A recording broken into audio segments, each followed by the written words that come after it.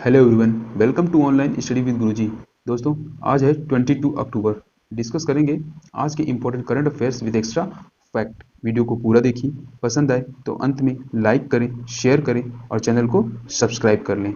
Bell icon को press कर लें जिससे हमारी वीडियो की नोटिफिकेशन आपको प्रॉपर मिलती रहे। चलिए शुरू करते हैं आज का important current affairs. First question है, हाल ही में कौन सा देश चेहरे की पहचान करने वाला विश्व का पहला देश बना है? करेक्ट आंसर है बी, यानी कि सिंगापुर। सिंगापुर अभी हाल ही में फेस रिकॉग्निशन करने वाला विश्व का पहला देश बन गया है। अच्छा, ये किसके लिए फेस रिकॉग्निशन किया गया, यानी चेहरे की पहचान किस चीज के लिए करेगा? तो ये टैक्स भुगतान के टाइम पर फेस रिकॉग्निशन करेगा, यानी कि फेस आइडेंटिफाई करेगा टैक्स भुगतान करने के टाइम पर। अच्छा अच्छा, ये जो टैक्स भुगतान का ये जो फंक्शन है, इसका नाम क्या दिया गया है? तो इस फंक्शन को नाम दिया गया है सिंग पास फेस वेरिफिकेशन। क्या नाम दिया गया है? सिंग पास फेस वेरिफिकेशन। वेरिफिकेशन। अच्छा, बात करते हैं सिंगापुर के पीएम की। तो सिंगापुर के पीएम हैं ली हिसियान लुंग। अच्छा, सिंगापुर की कैपिटल क्या है? तो सिंगापुर की कैपिटल है सिंगापुर सिटी। अच्छा, इसकी मुद्रा की बात कर लेते हैं। तो इसकी मुद्रा है डॉलर। किसकी? सिंगापुर की मुद्रा है डॉलर। चलते हैं नेक्स्ट क्वेश्चन पर। नेक्स्ट क्वेश्चन है सेकंड, हाल ही में किस प्रदेश सरकार द्वारा मो विद्युत पोर्टल का शुभारंभ किया गया है? करेक्ट आंसर है सी, यानी कि उड़ीसा। उड़ीसा सरकार के द्वारा मो विद्युत पोर्टल का शुभारंभ किया गया है। किसके द्वारा? उड़ीसा के सीएम हैं नवीन पटनायक, जिसके द्वारा अभी हाल ही में मो विद्युत पोर्टल लॉन्च किया गया है। अच्छा, इसके साथ में इन्होंने एक वेबसाइट भी लॉन्च की है, उसका नाम है www.movidude.com, है ना। यह वेबसाइट जो है किसके द्वारा जारी किया गया है? ऊर्जा विभाग द्वारा बनाया गया है और राज्य सरकार की पहल 5T के तहत जनता को समर्पित की गई है। ये 5T क्या है? 5T के तहत इसको समर्पित किया गया है जनता को। किसकी जनता को? उड़ीसा की जनता को। 5T में फर्स्ट टी का मतलब है टीम वर्क, सेकेंड टी का मतलब है ट्रांसपेरेंसी और थर्ड टी का मतलब है टेक्नोलॉजी, फोर्थ टी का मतलब है टाइम एंड फिफ्थ टी का मतलब है ट्रांसफॉर्मेशन। बात करते हैं उड़ीसा के राज्यपाल की। तो उड़ीसा के राज्यपाल हैं गणेशी लाल। सीएम तो यहाँ के नवीन पटनायक हैं ही। अच्छा, इन्हीं के द्वारा इसको लॉन्च किया गया। किसको? मो विद्युत पोर्टल को। अच्छा, बात करते हैं अदर ऑप्शंस की। तो अदर ऑप्शंस में है उत्तर प्रदेश। उत्तर प्रदेश में अभी हाल ही में सेफ सिटी प्रोजेक्ट लॉन्च किया गया था। ये किसके द्वारा लॉन्च किया गया था? तो यहाँ के राज्यपाल हैं आनंदीबेन पटेल। इनके द्वारा अभी हाल ही में सेफ सिटी प्रोजेक्ट लॉन्च किया गया था। बात करते हैं ऑप्शन बी, यानी कि राजस्थान। राजस्थान के द्वारा अभी हाल ही में मो पे पेमेंट प्लेटफॉर्म की शुरुआत की गई है। किसकी? मो पे। मो पे पेमेंट प्लेटफॉर्म है जिसकी शुरुआत अभी हाल ही में राजस्थान में की गई है। अच्छा, बात करते हैं ऑप्शन डी की, यानी कि असम। तो असम में अभी हाल ही में कार्तिक बिहू फेस्टिवल मनाया गया है। कौन सा फेस्टिवल मनाया गया है? कार्तिक बिहू फेस्टिवल जो है मनाया गया है असम में। चलते हैं नेक्स्ट क्वेश्चन पर। नेक्स्ट क्वेश्चन है 3, हाल ही में भारत का पहला मल्टी मॉडल लॉजिस्टिक पार्क की आधारशिला कहाँ रखी गई है? तो करेक्ट आंसर है बी, यानी कि असम। असम में अभी हाल ही में मल्टी मॉडल लॉजिस्टिक पार्क की आधारशिला रखी गई है। अच्छा, ये किसके द्वारा रखी गई है? तो केंद्रीय सड़क परिवहन मंत्री हैं हमारे नितिन गडकरी। कौन है? नितिन गडकरी ने वीडियो कॉन्फ्रेंसिंग के माध्यम से असम में, है ना, एक प्लेस का नाम है बोंगई गांव, है ना, जिसमें इसकी नींव रखी है। किसने? नितिन गडकरी जी ने। अच्छा, बात करते हैं इस लॉजिस्टिक पार्क की। तो ये काम क्या करेगा? तो ये असम और पूर्वोत्तर राज्य जितने भी हैं भारत के अन्य हिस्सों के लोगों को हवाई, सड़कें, रेल और जल मार्ग से कनेक्ट करेगा। क्या करेगा ये हवाई माध्यम, सड़क माध्यम, रेल माध्यम और जल मार्ग के माध्यम से इसको कनेक्ट करेगा इस लॉजिस्टिक पार्क के थ्रू। अच्छा, ये जो प्रोजेक्ट है वो केंद्र सरकार द्वारा भारतमाला योजना के तहत विकसित किया जा रहा है। किसके तहत विकसित किया जा रहा है? तो ये भारतमाला योजना के तहत विकसित किया जा रहा है। Multi modal logistic park Assam में जो विकसित किया जा रहा है। चलते हैं नेक्स्ट क्वेश्चन पर। नेक्स्ट क्वेश्चन है फोर्थ, हाल ही में भारत सरकार किस बैंक द्वारा महाराष्ट्र की सड़कें सुधारने के लिए $177 मिलियन के ऋण समझौते पर हस्ताक्षर किया है? करेक्ट आंसर है ए, यानी कि Asian development bank. Asian development bank ने अभी हाल ही में महाराष्ट्र सरकार की सड़कें सुधारने के लिए $177 मिलियन के ऋण समझौते पर हस्ताक्षर किया है। दोस्तों ये आपको याद रखना है कितने पैसे का ये समझौता हुआ है, तो $177 मिलियन है। और किसके साथ हुआ है? तो महाराष्ट्र के साथ में हुआ है। बैंक कौन सी है? तो एशियन डेवलपमेंट बैंक है। इस तरह से इस चीज को, ये की पॉइंट है जो आपको अपने माइंड में स्टोर करना है। चलिए, अच्छा बात करते हैं एशियन डेवलपमेंट बैंक की। तो एशियन डेवलपमेंट बैंक की स्थापना हुई थी 19 दिसंबर 1966 को, यानी कि 19 दिसंबर 1966 को इसकी स्थापना की गई थी। अच्छा, इसका हेडक्वार्टर कहाँ है एशियन डेवलपमेंट बैंक का? तो इसका हेडक्वार्टर है फिलीपींस में। कहाँ पे है? फिलीपींस। अच्छा, एशियन डेवलपमेंट बैंक के अध्यक्ष कौन है प्रेजेंट टाइम पर? तो इसके अध्यक्ष हैं मत्सुगु अस्कावा। कौन है? मत्सुगु अस्कावा इसके अध्यक्ष हैं। बात करते हैं कि यह जो समझौता किया गया है, ये समझौता किया क्यों गया है? यह समझौता इसलिए किया गया है ताकि राज्य के ग्रामीण क्षेत्रों और शहरी केंद्रों के बीच सड़क संपर्क को बेहतर बनाया जा सके, जिसके तहत कुछ शहरों के जो रोड हैं उनमें ये पैसा खर्च किया जाएगा, यानी कि $177 मिलियन कुछ जिलों के सड़कों पर खर्च किया जाएगा, ना कि पूरे महाराष्ट्र के सड़कों पर। कुछ जो इंपॉर्टेंट जिले हैं उनको अपग्रेड किया जाएगा इस पैसे के द्वारा। चलते हैं नेक्स्ट क्वेश्चन पर। नेक्स्ट क्वेश्चन है फिफ्थ, हाल ही में भारत ने किस मिसाइल का सफल परीक्षण किया है? करेक्ट आंसर है सी। क्या है? सी, SANT। SANT का मतलब है स्टैंड ऑफ एंटी टैंक। ये मिसाइल का सफल परीक्षण अभी हाल ही में कहां पर किया गया है? उड़ीसा में किया गया है। कहां पर? उड़ीसा में किया गया है इसका सफल परीक्षण।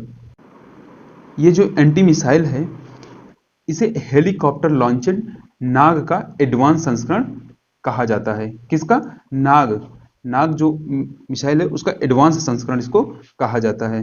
अच्छा, भारत ने करीब 1.5 महीने के अंदर में 11 मिसाइलों का परीक्षण किया है। उसमें से भारत पृथ्वी 2 भी शामिल है, ब्रह्मोस भी शामिल है। इसका भी अभी हाल ही में परीक्षण इन दोनों का भी किया गया है।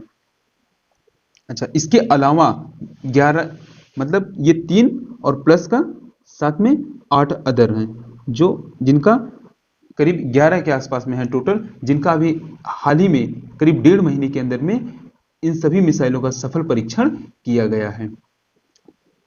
बात करते हैं ये परीक्षण किसके द्वारा किया गया है? तो ये परीक्षण जो किया गया है वो DRDO के द्वारा किया गया है। DRDO यानी डिफेंस रिसर्च डेवलपमेंट ऑर्गेनाइजेशन। अच्छा, इसकी स्थापना कब की गई थी? इसकी स्थापना की गई थी 1958 में। कब की गई थी? 1958 में DRDO की स्थापना की गई थी। अच्छा, इसका हेडक्वार्टर कहाँ है? इसका हेडक्वार्टर है न्यू दिल्ली में। कहाँ पर है? नई दिल्ली में इसका हेडक्वार्टर है। अच्छा, ये जो मिसाइल का सफल परीक्षण किया गया है SANT का, ये कहाँ से कहाँ तक मार करने वाली मिसाइल है? ये जो है हवा से सतह पर मार करने वाली मिसाइल है। कहाँ से? हवा से सतह पर मार करने वाली मिसाइल है। चलते हैं नेक्स्ट क्वेश्चन पर। नेक्स्ट क्वेश्चन है 6, हाल ही में भारत ने किस देश को मालाबार 2020 नौसेना युद्धाभ्यास में शामिल होने का निमंत्रण दिया है? करेक्ट आंसर है ए, ऑस्ट्रेलिया। ऑस्ट्रेलिया को भारत ने अभी हाल ही में मालाबार युद्ध में, नौसेना युद्ध में शामिल होने का निमंत्रण दिया है। अच्छा, ऐसा क्यों किया है? क्योंकि जो ऑस्ट्रेलिया है वो क्वाड एक और संस्था है, क्वाड, जिसके अंतर्गत आता है क्वाड, यानी कि ऑस्ट्रेलिया आता है, अमेरिका आता है, जापान आता है और भारत आता है। तो चूंकि क्वाड में ऑस्ट्रेलिया शामिल है, जिसके कारण इस बार भारत ने ऑस्ट्रेलिया को मालाबार 2020 नौसेना युद्धाभ्यास में शामिल होने का निमंत्रण दिया है। अच्छा, ये जो युद्धाभ्यास है ये नवंबर 2020 में बंगाल की खाड़ी और अरब सागर में आयोजित होने वाला है। कहां पर होगा? बंगाल की खाड़ी और अरब सागर में आयोजित होगा। ये अभी तक आयोजित होने वाला त्रिपक्षीय नौसेना अभ्यास था। अच्छा, ये सबसे पहले जब इस मतलब युद्धाभ्यास किया जाता था तो ये द्विपक्षीय हुआ करता, यानी कि ये भारत और अमेरिका के बीच में केवल होता था। अब ये भारत, अमेरिका और जापान यानी त्रिपक्षीय रूप से हो रहा है। अगर ऑस्ट्रेलिया इसमें शामिल हो जाता है इस युद्धाभ्यास में, तो ये 4 देश शामिल हो जाएंगे। लेकिन अभी तक ये त्रिपक्षीय युद्धाभ्यास रहा है, मालाबार। अच्छा, बात कर लेते हैं नौसेना प्रमुख की प्रेजेंट टाइम पर कौन है। तो भारत के प्रेजेंट टाइम पर नौसेना प्रमुख हैं एडमिरल करमबीर सिंह। कौन है?